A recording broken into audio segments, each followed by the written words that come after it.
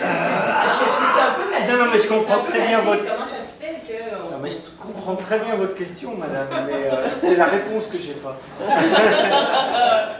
Le génie? Ah, le génie, non, certainement pas. Ça a été... Il y a des pièces qui viennent assez vite. Hein. Celle-là, j'ai mis très longtemps pour l'écrire.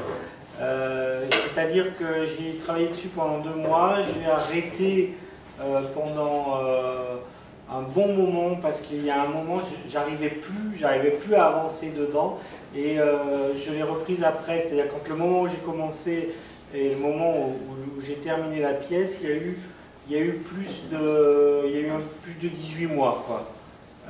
Donc pour moi, ça a été une gestation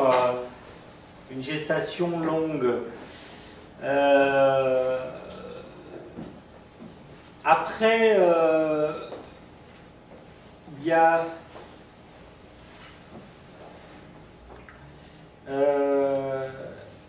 comment dire, l'idée, enfin c'est même pas l'idée, mais ça s'est fait comme ça.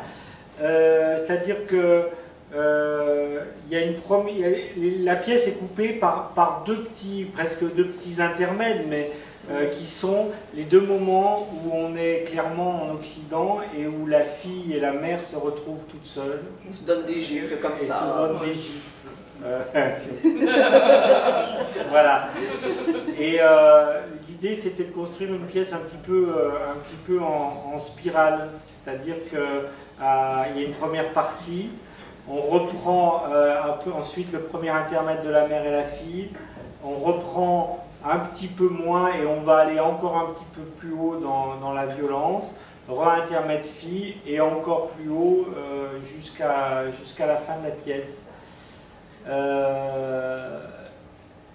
Pourquoi c'est clair? Après, je pense que c'est clair avant tout grâce au travail des comédiens et de la metteur en scène qui a su, dans ce gros fouillis de mots, mais qui est quand même construit, hein, c'est quand même pas n'importe quoi, mais qui a su trier, adresser et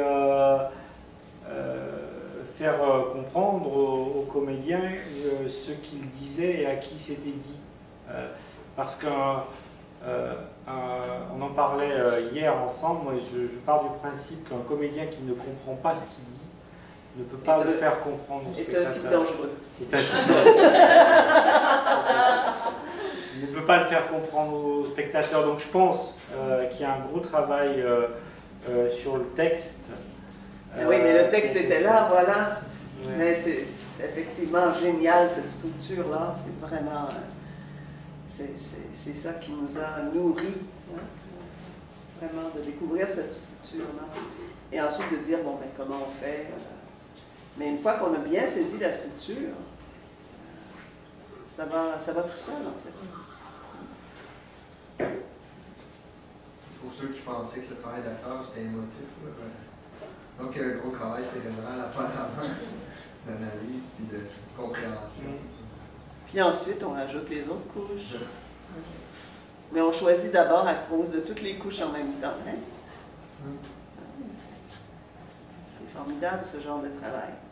Donc, c'est comme une écriture un peu. Hein? Il y a comme plein de choses en même temps qui se passent. Hein? C'est un travail intellectuel, mais un travail profondément émotif aussi, je pense. Ah oui, c'est aussi un travail... c'est physique. Hein? Quand je ne vais pas faire pleurer dans les chaumières, mais je vous assure que quand vous avez écrit 4 heures de suite, moi, j'en peux plus. Mais c'est physiquement, quoi. C'est-à-dire que ça vous... j'écris pas en courant ni en faisant mon jogging, hein, vous en doutez. Ça demande un vrai investissement physique, je sais pas pourquoi, mais il y a une vraie fatigue physique qui est là, quoi. Donc c'est pas simplement jouer tous les personnages en même temps. Ouais, là. Ouais. Oui, non, mais c'est... Ouais, mais c'est pas rien. Ouais. Nous, on est fatigués à en faire juste un.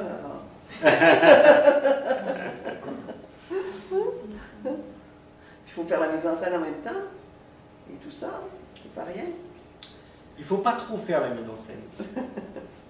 Il faut laisser la mise en scène à ceux dont c'est le métier. Mais vous êtes aussi metteur en scène, hein? Mais je suis aussi metteur en scène par ailleurs. Oui, j'ai fait quand même pas mal de mise en scène dans ma vie. Mais quand j'écris une pièce de théâtre, j'essaye de ne pas... Je ne fais pas les deux métiers à la fois. Parce que je trouve que les textes... alors si vous voulez, je pense que mes textes, enfin vous qui en avez lu d'autres, sont quand même très différents les uns des autres. Et il y a des pièces à la lecture qui sont beaucoup plus évidentes que La maman du petit soldat, où vous imaginez très facilement comment ça peut être mis en scène, etc. Mais quelques-unes, d'autres pas. D'autres pas. Non, mais tout à fait. Mais on sait aussi que je trouve que l'histoire du théâtre, elle est faite de textes qui posent des problèmes de mise en scène. Et c'est parce que ces textes ne sont pas évidents à mettre en scène, paraissent même parfois impossibles à mettre en scène, que ça va faire un spectacle intéressant. Voilà. Si tout est calibré, mâché par avance pour la mise en scène, je trouve que le résultat a toutes les chances d'être moins intéressant. C'est les textes qui posent des questions et des problèmes qui sont intéressants mais même dans les classiques, si vous regardez,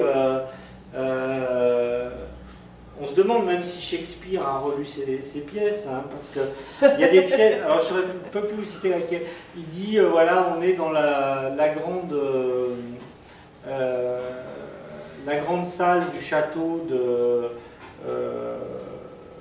du prince d'Hamlet, et puis la scène se déroule, et puis il va faire référence au jardin, aux étoiles, etc., comme si on avait changé d'espace entre-temps, quoi. Et, il y a plein de mauvais auteurs comme ça. Il y a plein de mauvais auteurs.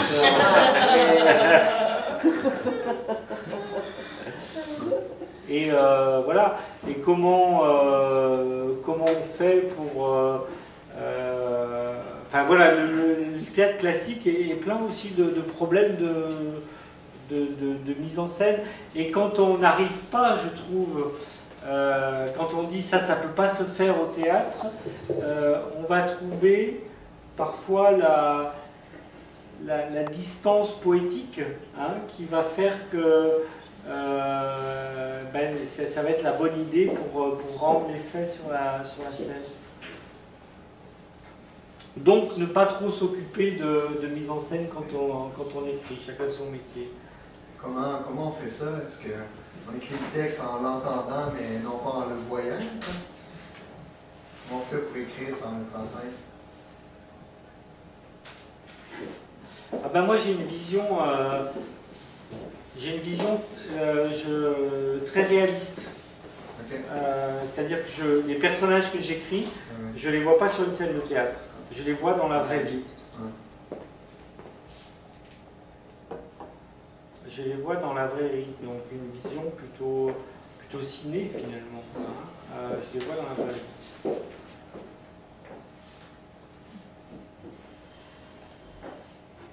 Mais je ne les vois pas en tant que comédien sur une scène de théâtre. Je n'imagine pas ça. Alors c'est troublant chaque fois que vous voyez une pièce monter. Oui, bien sûr. Voilà la question. Qu'est-ce que ça vous a fait ce soir? Ou hier soir. Merci, ouais, c'était presque plutôt hier au soir parce que la première que j'ai vue c'était hier au soir pour moi. Ah ben, surtout quand c'est une première, c'est un texte qui n'a jamais été monté, c'est sûr que ça fait quelque chose. Oui, parce que si on écrit, quand on écrit du théâtre, c'est justement pour que ce soit incarné, par des corps, que ce soit incarné par des voix, sinon j'écrirais des romans ou des nouvelles, quoi. Et c'est toujours l'aboutissement d'un travail, c'est-à-dire c'est comme si vous plantiez une petite graine, quoi.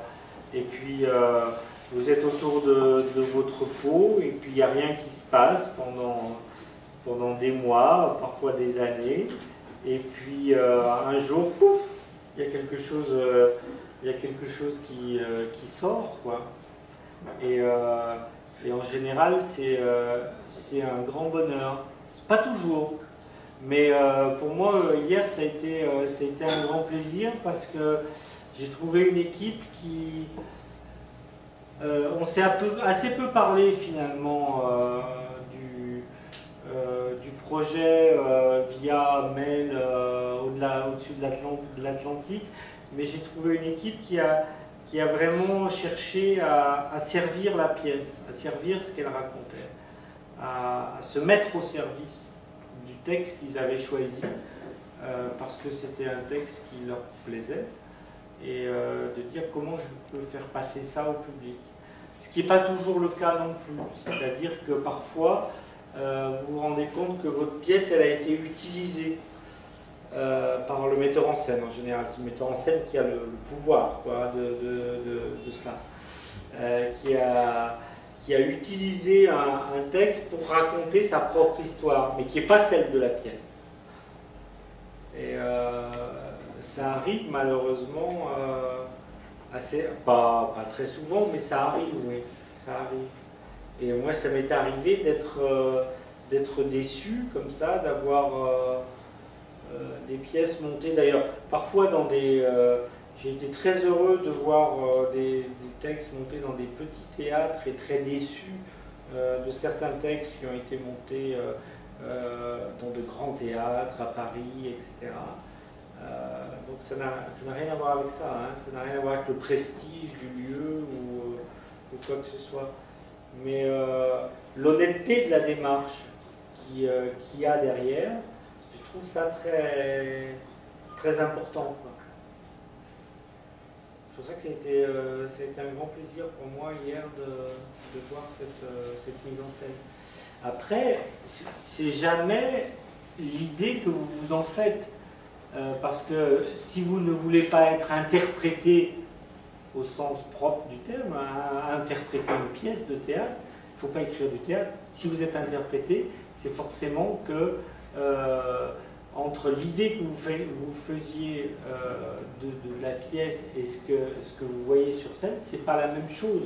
Parce qu'il y a l'imaginaire d'un metteur en scène, il y a des corps d'acteurs qui ne sont pas forcément ceux que vous imaginez, il y a des voix, etc. Mais si vous refusez ça, le fait d'être interprété, il ne faut pas écrire du théâtre, parce qu'autrement vous serez toujours déçu.